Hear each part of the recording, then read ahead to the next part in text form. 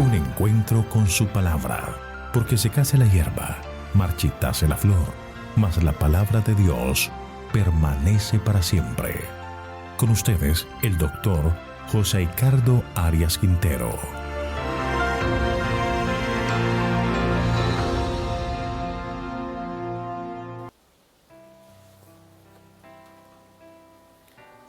Vamos a estudiar Amós capítulo 2, Juicio divino contra las naciones.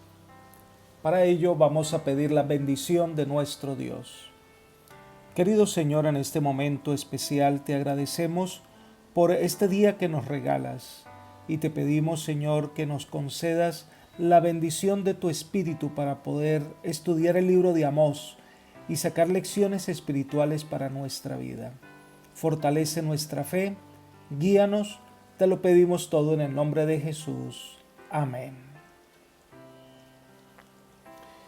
El capítulo 2 continúa el mensaje del capítulo 1, en donde el Señor da una amonestación a las naciones que de una u otra manera fueron crueles con el pueblo de Israel. Pero este capítulo también muestra el juicio de Dios contra Judá y contra Israel, donde el Señor manifiesta su dolor debido a la ingratitud de este pueblo. En los versículos 1 al 3, el juicio de Dios es contra Moab. Esta nación es hermana de Amón, hijo de Lot, parientes de los hebreos. Leamos el mensaje. Así ha dicho Jehová: por 3 pecados de Moab y por el cuarto no revocaré su castigo, porque quemó los huesos del rey de Edom hasta calcinarlos. Prenderé fuego a Moab y consumiré los palacios de Keriot, y morirá Moab en el tumulto, en el estrépito y el sonido de trompeta. Quitaré el juez de en medio de él y mataré con él a todos sus príncipes, dice Jehová. La hostilidad de Moab contra Israel se demuestra cuando contrataron al profeta Balaam para que maldijera al pueblo de Dios. En la Nueva Versión Internacional leemos: los delitos de Moab han llegado a su colmo. Una de las acusaciones contra Moab es la manera en que tomó venganza de los edomitas, que por ayudar a Israel, estos vinieron y profanaron la tumba del rey de Edom, desenterrando su cuerpo y calcinando sus huesos. Entonces, debido a su maldad, el Señor los destruirá y sus ciudades principales quedarán en ruinas, y el rey moabita será muerto en las batallas. Entonces, después que el Señor describe a estos pueblos paganos y el castigo que les vendrá, ahora se enfoca en el pueblo de Dios, a quienes el Señor también llamará a cuenta. Como los israelitas habían rechazado una luz espiritual muchísimo mayor que la que habían despreciado los paganos, les correspondía una condenación mayor. Comenzaremos entonces con el rey del sur. En los versículos 4 y 5, el mensaje de Dios es contra Judá. Vamos a estudiar esta sección por partes. Leamos. Así ha dicho Jehová: por 3 pecados de Judá y por el cuarto no revocaré su castigo. Lo que se describe aquí es que ellos llenaron la copa de maldad. Y si el Señor no perdonó a las naciones paganas, muchas de ellas sin una relación tan estrecha con Dios, mucho menos perdonará a Israel, que tenía toda la luz del cielo para ser fiel a Dios.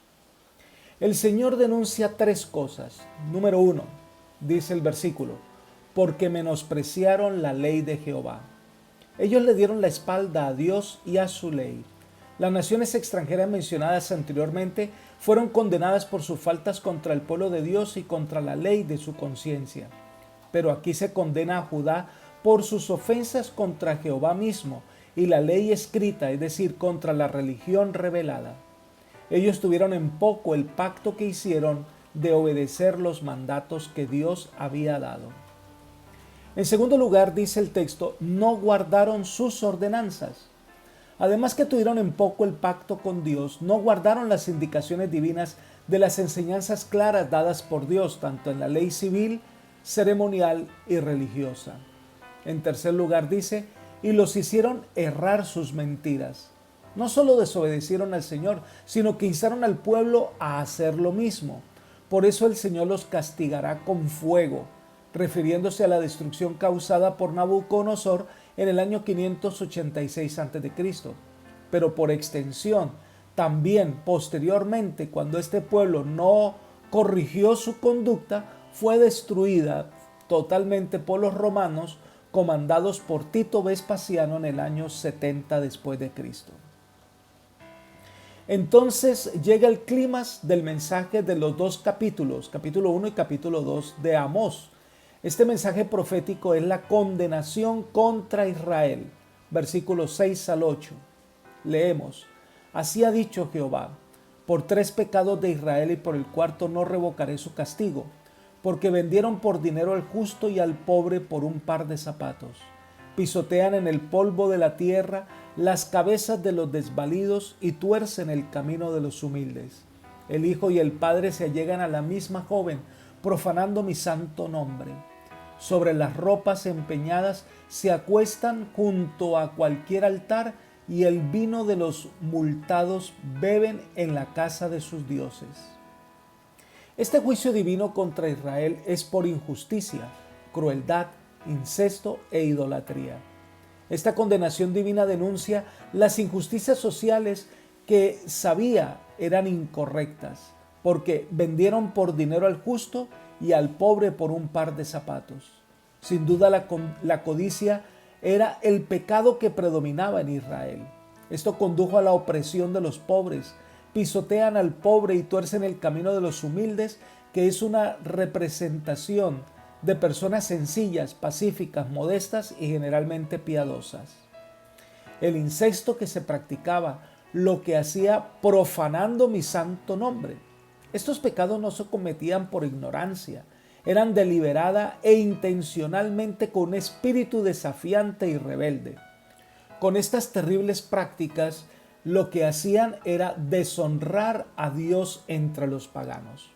Ahora, el colmo de esa codicia, y para ello tenemos que entender que el manto externo que llevaban las personas era en la noche usada para dar abrigo, y por orden de la ley de Moisés debían ser devueltas al caer la tarde. Pues estas personas que despojaban la prenda a los pobres no le devolvían, dejaban a las personas sin abrigo en la noche. Estos hombres perversos pasaban por alto estas indicaciones y no devolvían estos vestidos, violando abiertamente la ley de Moisés. Encima de eso, la usura, las multas que se cobraban con vino para embriagarse, y la idolatría era la manera de ofender a Dios y su poder, especialmente la adoración al becerro de oro con el que pretendían reemplazar a Dios.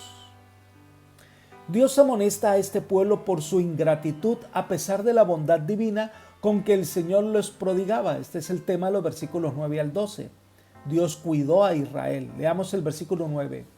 Yo destruí delante de ellos a los amorreos, que eran altos como los cedros y fuertes como las encinas. Destruí su fruto arriba y sus raíces abajo.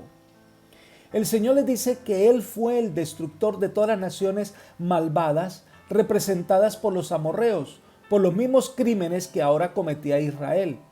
¿Podía esperar Israel que evitara su destino?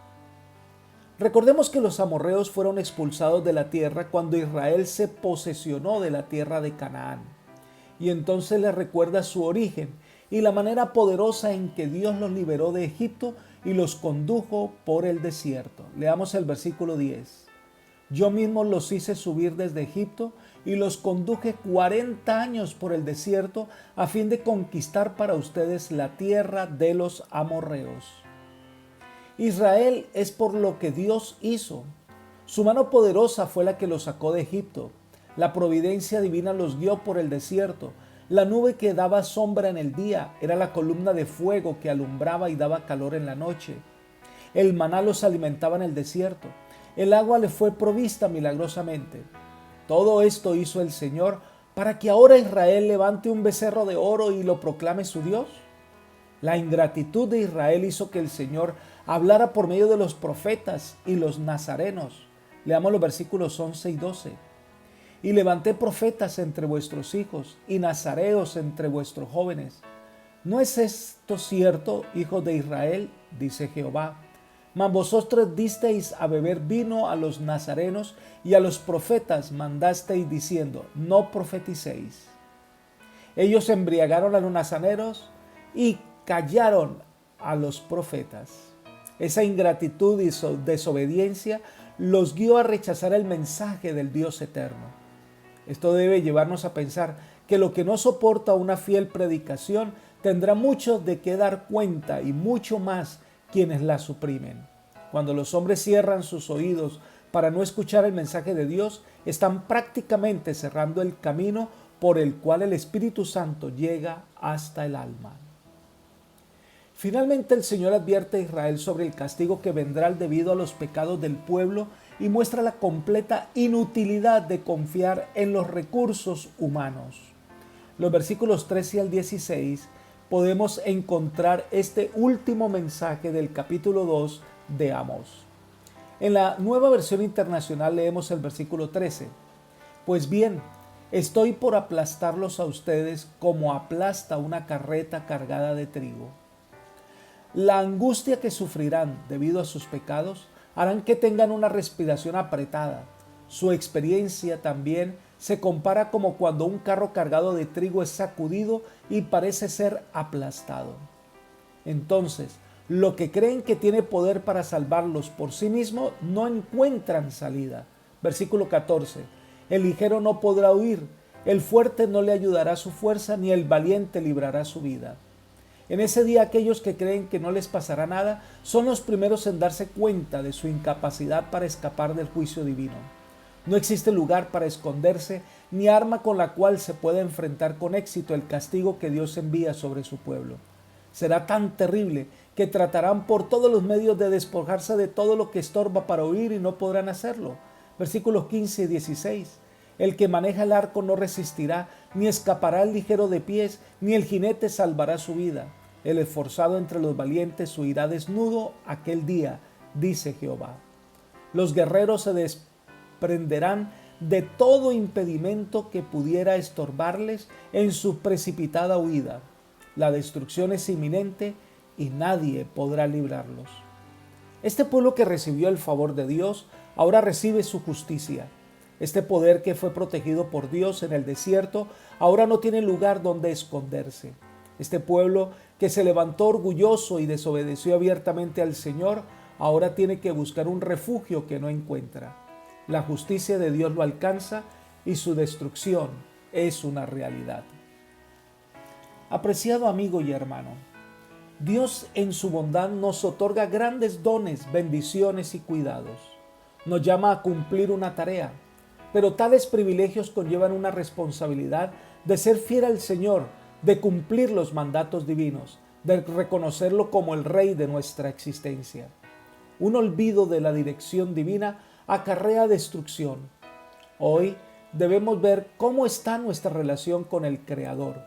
Te invito a no ser ingrato a la dirección divina, sino a rendir al Señor el homenaje que solo Él se merece. Que el Señor hoy guíe tu vida por sendas de justicia y de paz. Es mi oración por ti. Amén.